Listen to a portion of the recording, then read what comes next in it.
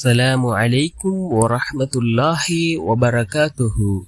அன்பார்ந்த இஸ்லாமிய சகோதரர்களே, அல்லாஹ்வின் நல்லடியார்களே, நாம் ஒவ்வொரு நாளும் பார்த்து வரக்கூடிய துஆக்களினுடைய தொடரில் இன்று நாம் பார்க்க இருக்கின்ற விடயம் என்னவென்றால், இன்றைய தினம் நாம் இந்த துஆவை 100 தடவைகள் ஓதுவோம். இது ஒரு அல் குர்ஆனினுடைய வசனமாக இருந்து கொண்டிருக்கின்றது. இதனை ஓதி நாம் அல்லாஹ்விடத்திலே பிரார்த்தனை செய்தால் அல்லாஹ் ஜல்ல சுப்ஹானஹு வ தஆலா நம்முடைய காரியங்கள் எல்லாவற்றையும் அல்லாஹ் பூர்த்தி செய்து தருகின்றான். நம்முடைய காரியங்களில் அல்லாஹ் வெற்றியை தருகின்றான். நாம் நினைத்த காரியத்தை அல்லாஹ் நிறைவேற்றி தருகின்றான். அந்த அளவுக்கு சிறந்த அற்புதமான ஒரு குர்ஆனினுடைய வசனத்தை தான் நாம் இன்றைய வீடியோவில் பார்க்க இருக்கின்றோம். அன்பார்ந்த சகோதரர்களே, அல்லாஹ்வின் நல்லடியார்களே, மிகவும் சிறந்த ஒரு வசனம். யகீனோடு இஹ்லாஸோடு இதனை ஓதுவோம்.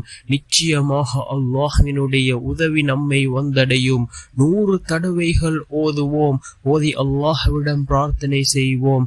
அல்லாஹ் நம்முடைய வாழ்க்கையில் உள்ள எல்லா விடயங்களையும் அல்லாஹ் சீராக்கி தருவான். நம்முடைய காரியங்கள் அனைத்தையும் அல்லாஹ் பூர்த்தி செய்து தருவான்.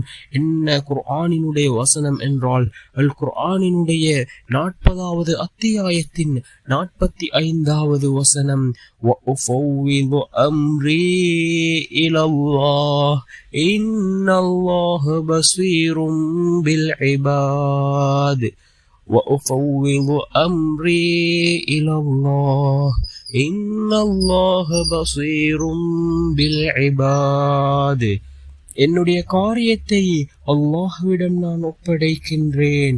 நிச்சயமாக அல்லாஹ் தன் அடியார்களை பார்க்கிறவராக இருக்கின்றான் என்று பொருள்படக்கூடிய இந்த அல் குர்ஆனினுடைய வசனத்தை 100 தடவைகள் ஓதி நாம் அல்லாஹ்விடம் பிரார்த்தனை செய்வோம்.